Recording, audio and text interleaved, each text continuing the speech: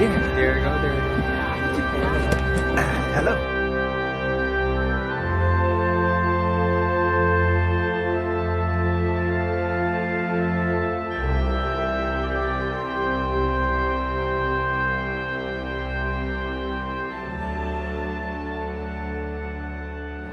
Hello, happy peoples. Hope you guys are doing great. Good to talk to you. Something fun today. We're at Eielson Air Force Base. I know we talk a lot on the channel about life here, living here, and a lot of the things, the unique things that we experience here living in Alaska. I was born and raised here, and to me, all these things are normal. But you know, to be honest, it's actually fairly dangerous to live here, right? We have extreme weather. We have like wildlife. We have just remote areas. I mean, many places you are, you know, a long way from a hospital, and just a lot of the extremes that we have here, and just a lot of the dangers that we just kind of get used to living with. But one danger that we forget about a lot of the times, that Alaska, we're on the extreme left flank of the United States. We are like the first line of protection here when it comes to military for defending the U.S. and for Canada. Special opportunity to come out here to Eielson. So thank you guys at Eielson Air Force Base and the Public Affairs Office for letting us do this. Get some behind the scenes footage of what the fighter pilots go through and like what the mission is. And we really appreciate them because, like I said, these guys, they keep us safe and we don't realize it. So I don't know if you guys knew this or not, but routinely, like Russian nuclear capable bombers and fighters will come right up to our borders to go test our defenses. So I'm sure we do the same with them, but having a strong Air Force and a strong military that just is like, hey, we're here and we'd prefer if you'd not be here is really appreciated. We got to go in here, but thank you guys so much. Appreciate the military that keeps us safe. There's enough dangers here in Alaska that we just appreciate you guys and all the things that you do to keep us safe here in Alaska. Okay, let's go get a quick tour.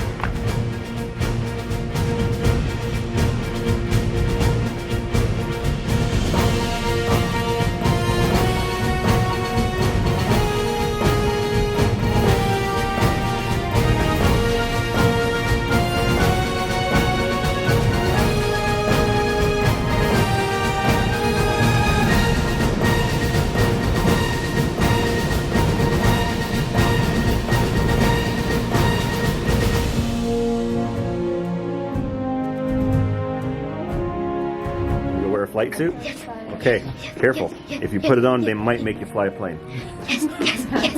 You'll see. I'll get up into the jet, and you'll see that we have to throw our legs. What's the coldest you've ever flown? I have flown here at minus 50. Isn't that like the slogan, right? Like 50 below, ready to go? Is Ready that to go, still 50 below, yep. Night. What is it like flying at negative 50 in a fighter jet? It is not any different than at any other temperature. It's just the amount of gear that I have to wear, and it gets pretty snug in the cockpit if I have everything on at that temperature. And you're wearing boots like this? I am wearing boots like that. Oh my goodness, that's awesome.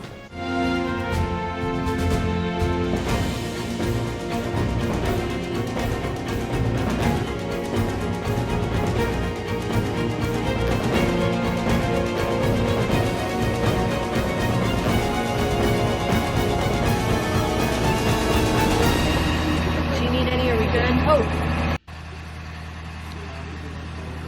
Here we go. Whoa. Wow. You love it?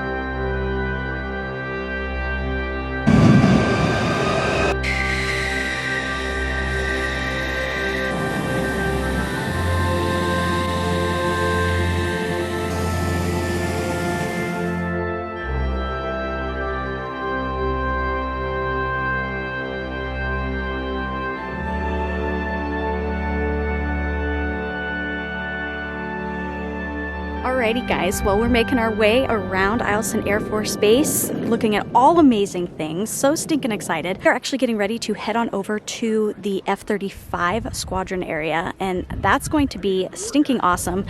Be able to talk to one of the pilots there, check out the aircraft, all the things. It's awesome. So appreciate Eielson being able to let us come on out here. We had to get special permission and whatnot to be able to do this, to really help support them, and because we know how much they do for Alaska, and for their air show. Their air show is getting ready to come up. We'll drop all the dates, all the info down in our description. But yeah, if you're local, definitely come check it out. Have you guys ever been to an air show? We absolutely love them. They are so stinking fun. So if you haven't come to one, make sure you come. Gonna be awesome.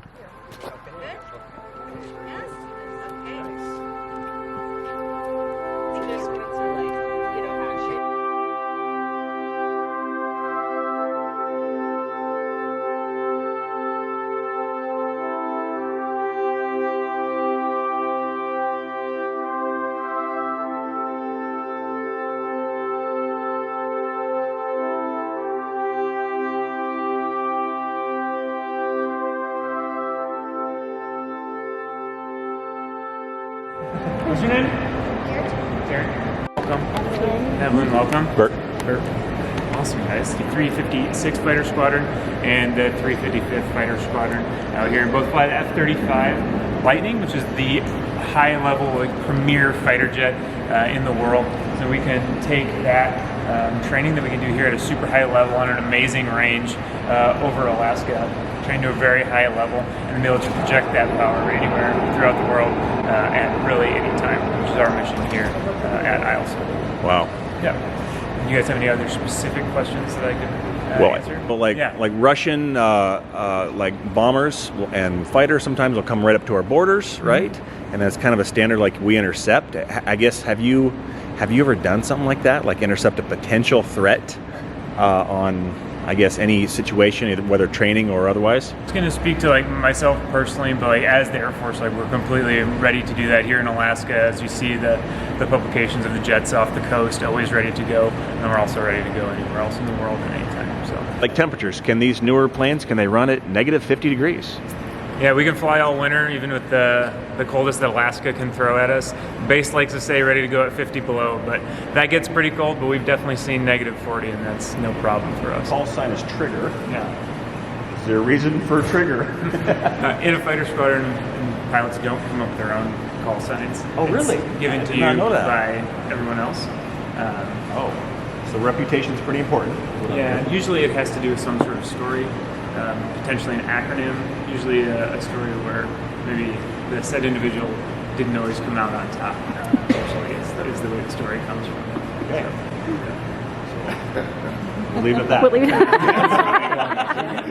obviously single seat, so there's only one fighter pilot in each jet. We usually fly them in either 2 ships or 4 ships to 1.6 times the speed of sound, or 700 miles an hour would be like the max limit for the jet, and up to 9 times the force of gravity when we're making aggressive turns. That would mean your body feels like you're weighing 9 times what you are now. So wow. A 200-pound guy myself, like an 1,800-pound person just sinking down in this seat. Some of the advantages or disadvantages of operating a plane like this in Alaska? Well, some of the advantages, the amazing thing about being in Alaska with these jets is the airspace. It's phenomenal. So we can take off out of Eielson, go immediately up to 20,000 feet. We'll cruise out to the airspace, all the way over to the Canadian border, hundreds of miles to the north. We'll fly over the Alaska range down south. Then we can even integrate with F-22s coming out of Anchorage. So that is an amazing thing to be able to have that huge amount of airspace. We can go as fast as we want. We have multiple places where we can drop bombs and shoot the gun live out on the range, which is phenomenal. Additionally, with Red Flag being out here and other exercises, aircraft and units from around the world that come to Alaska, it feels like it's an out-of-the-way place. But for instance, you'll have 3 Red Flag Alaskas every year with hundreds of fighters participating from around the world, which is phenomenal, and then other training exercises as well. We also have the F-22s down in Anchorage that fly out of Elmendorf, and we'll commonly meet them in the airspace. So you have multiple 5th-gen fighters, which are like our nation's premier fighters that we get to meet up, train with, and then debrief with to improve. And that's absolutely phenomenal.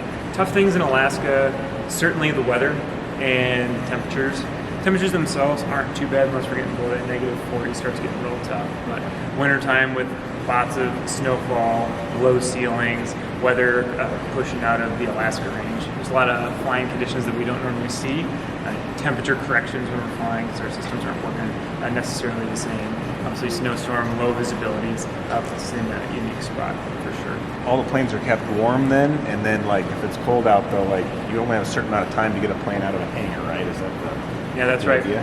We'll hop in, fire the jet up, and then with the help of our maintenance professionals, everything's usually good to go. Yep. We'll get the doors open, taxi the jets out, and then immediately close the doors to keep the hangars nice and warm, make sure nothing freezes in here. Subsequently, if anything goes wrong with the jet after that, big ask on our maintenance guys, they'll come out and help us fix it, keeping it outside the hangars to keep it warm. So huge thanks to them on that, which gets really tough in the wintertime. These jets, F-35s, I understand some of them, we'll fly them up here from the factory. So some of the very first, like you talk about new car smell, we're talking like new fighter jet smell on these things, and it'll be like the first flights out of here, and they work phenomenally. Like we'll start up all the jets, and they will taxi on time, take off time, fly together, which is pretty much unheard of for all the legacy jets and maintenance guys. Keep the jets just real dialed. On that note, like how many of you guys does it take to be able to keep one of these airworthy? It's all based on the mission. Usually about, you have a crew chief, your ADCC, so you have 2 on the ground, and then drive around in the truck, you'll have crews full of like avionics or weapons. So if they have an issue, you hear the call over the radio, we go, we plug in, we talk to them, and see if we can get the problem fixed right there. So we've got about 5 or 6 of each shop driving around the line during that. Constantly keeping these guys going. Yes, sir. Wow. Well, I appreciate what you guys do. The other thing I didn't mention that is really awesome as well is with the tanker unit right here. That's on 168? Yeah, 168 refueling wing. Yep. So not only do we have F-22s in Anchorage, we can meet up. We're going to be dropping bombs on this range at a huge amount of airspace, fly with F-22s, and then be able to get our own gas airborne. So we make some really high-level training right here in Alaska, which is awesome. And sometimes we'll fly like 2 missions. We'll take off, fight an entire fight, then meet up with the tankers, get gas from them, and then meet all the fighters back in the airspace again to fight an entire fight. Okay. Awesome. So I don't know if I should ask this one. Okay. What do you, if you have to go to the bathroom in one of these, what happens? It's a careful process. Yes. A lot of good jokes for that one, but probably not. That's okay. And we'll leave it at that. Appreciate your time. Yeah, absolutely. Awesome. Thanks. What would be different about how she flies versus how you fly in the range? Like, it's unique to see a demo team For sure. do that versus how you fly. What's the difference? Beo's demo is an awesome showcasing of the aircraft's like aerodynamic capability, how fast, how low. You it's a visceral effect for people in the crowd to like see the power of the jet. Everything she does are maneuvers that we would use on the range for very specific times in a fight. However, once we are out there, we're flying at just massive distances over massive amounts of time, and just formations that are spread way out in very complex environments with up to like dozens and dozens of fighters on either side. Where Beo, she's flying a very compressed, high energy demo with the jet to really just show you what the capabilities are on the ground, which is awesome to see. That 35 wants to match your F-16 one. Whoa. Would you like a patch too? Sure. Yeah. Wow. Show you. So this is the squadron patch, 356 Fighter Squadron. That's what our F-35s are. And this one is a Wild Weasel patch. That's what we go out to train to as one of our missions, is taking out surface-to-air missiles, and they call us weasels. We go out there as one of the wild weasels, or the Arctic weasels, because we're up here in the north. Cool. Yeah, you're welcome. Shirt today. Yeah, you got it. That's awesome. 360-degree view of the jet from this little mirrored setup So here. you have that's what you're targeting, but on the side right here, you have the little glass pane right there. That's one of 6 separate cameras on it. There's 1 up top, 2 on the sides, 1 on the back, and 2 on the bottom. Wow. And that gives the whole 360 view of the jet. Wow, that is awesome.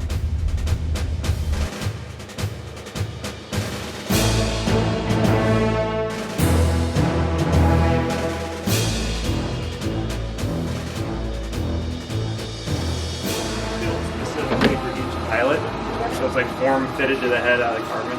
Weapons to it, as well as your radar. Sort of looks like something from Star Wars. Yeah, it really does. Goes, or where their head goes, and it's by these foam inserts that are inside So of you it. can see there's all the displays and the cameras. And then they also measure the pupillary distance of their eyes to see where they need to put the projectors at. So that way, whenever they're looking at it, they have one solid image at all times. So it's not like all wacky way out in here. So completely custom. Move your ears. All right. Okay, that is a $400,000 helmet. Be very careful. Can you see?